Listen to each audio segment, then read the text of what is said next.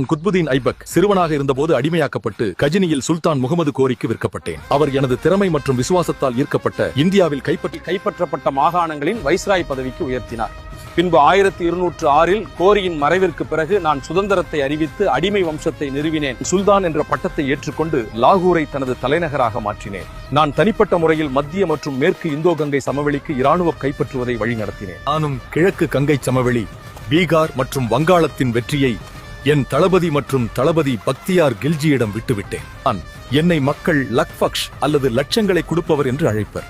பின் நான் ஆதரித்த சிறந்த அறிஞரின் பெயர் ஹசன் நிசாமி. நான் புகழ்பெற்ற சூஃபி துறவி கவாஜா குதுபுதீன் பக்தியாரின் காகி நினைவாக குதுப் மினாரின் கட்டுமானத்தை தொடங்கினேன். நான் மேலும் டெல்லியில் குவத்துல் இஸ்லாம் மசூதியையும் கட்டினேன்.